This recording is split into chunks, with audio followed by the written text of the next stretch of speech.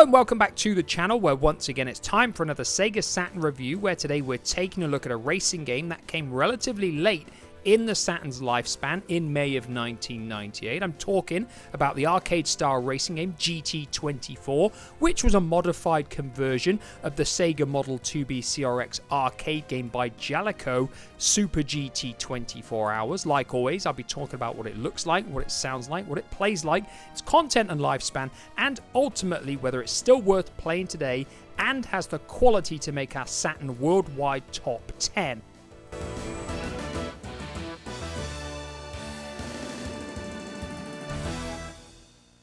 So once the main menu comes around, you'll see you've got a choice of Grand Prix, 24-hour race, time attack, and options. Heading into options, you've got a few things you can change, mainly the difficulty and the length of the race if you want to go for a 24-hour style race. You can also check the audio and change the control pad configuration as well. Once you've entered the course selection screen, you'll see you've got a choice of 3 courses, a shorter one, a middle length track, and a longer one. All of them can be raced in standard or reversed format too. Take into account there's a little bit of Japanese text here, but this is pretty much it. It's actually a very simple game to understand. Once you enter the car selection screen, you'll see you've got a choice of 6 vehicles with 3 beginner ones and 3 expert ones to pick from.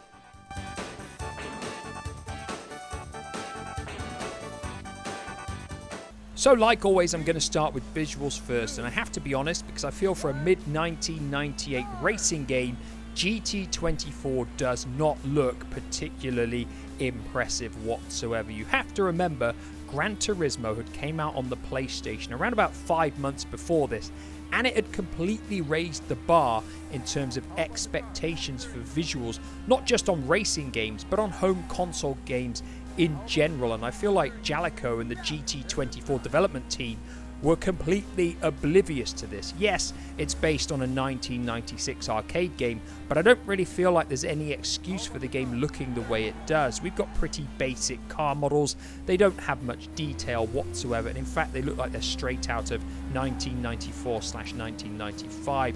We've got mesh effect transparencies for the car shadows and the smoke on the cars as well, and it just doesn't look particularly impressive. Moving on to the courses, and it's pretty much the same thing here. There's not a whole lot of detail. The 3 tracks seem pretty samey in my opinion, and we've got a fair amount of pop-up too. In fairness, there is a fairly decent use of colour, and the change of time throughout each race is fairly impressive too as it passes from daytime to dusk. It's actually a nice touch. Moving on to the menu presentation, and it's not really anything impressive here either. It looks very outdated, very basic, and not particularly appealing in all fairness. And of course, finally moving on to the performance, and this for me is where my biggest gripes with the game are, because it has an inconsistent frame rate with lots of slowdown, and then it will randomly speed up, and it makes the game much harder and much more frustrating to play. This in a game is for me unforgivable when the poor performance affects the playability of a game and it affects the enjoyment, because it's just something that I cannot overlook. And I feel overall, in terms of visuals and performance, GT24 just offers far too little, far too late in the Saturn's library.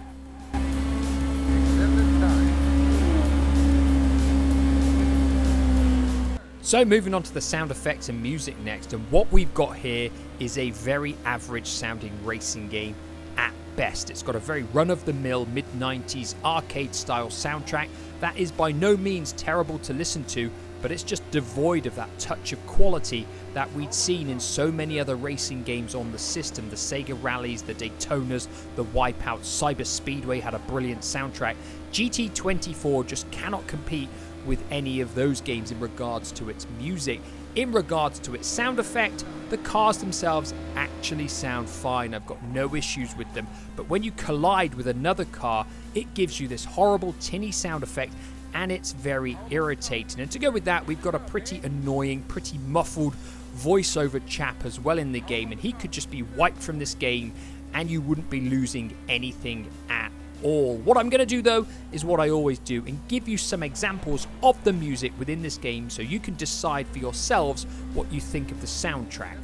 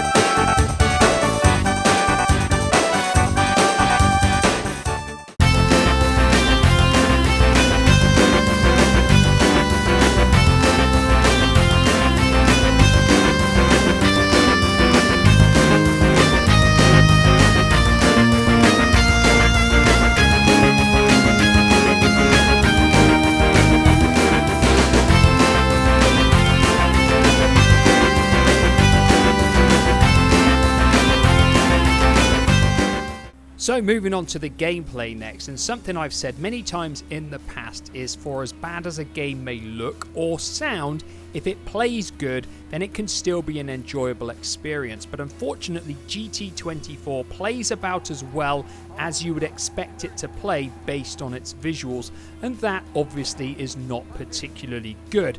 And there are two main reasons for this. First of all, the steering mechanics within the game, I don't think they're that impressive. I think they're rather frustrating, in all fairness. When you try and turn into a corner, your car will start to turn, but it doesn't feel like it's moving enough straight away. It's a strange mechanism, and it's very, very odd. And if you played the game, you'll probably know what I mean. The other main problem is the fact the game is incredibly difficult, even on the very easiest of settings. If you hit another car or if you hit the wall, the likelihood of you winning a race is very, very unlikely. And I imagine it was made this difficult because of the severe lack of content within the game, and the developers probably thought if they made it very hard to play, then it would extend the lifespan. Of course, it doesn't work that way, because when a game is very irritating and frustrating to play and brings no enjoyment, you are not going to play it even more. So I feel in terms of gameplay, GT24 is just a frustrating, underwhelming experience.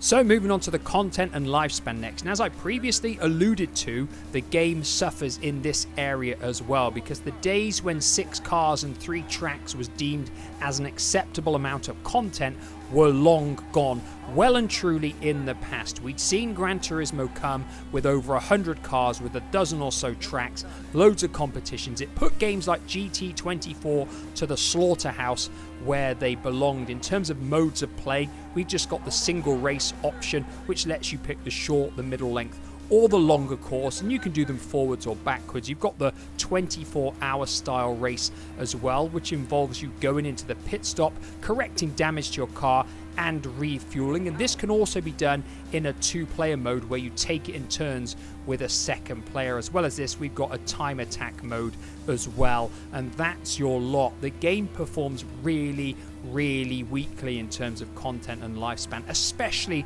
for a 1998 racing game. In fact, it's pretty embarrassing overall. How about the car? Is there any line? So like always, that leaves me with my 2 final questions. Is GT24 still worth playing nowadays? And does it have the quality to make our worldwide Saturn top 10? Well, I'm not going to lie, both of those questions are a complete joke, because this for me is one of the worst playing racing games on the system. In fact, I can only think of 2 racing games that I feel are actually worse than this, and they are high octane and hardcore 4x4, certainly off the top of my head at least. So I definitely wouldn't recommend you play this game. If you saw the letters GT in this title and thought you were getting the Saturn's version of Gran Turismo, you would be well and truly thoroughly disappointed. Now, does it have the quality to make? No, I'm not even going to actually say that, because it's actually an embarrassment even saying that it would have anywhere near the quality to get in our worldwide top 10. Of course it doesn't.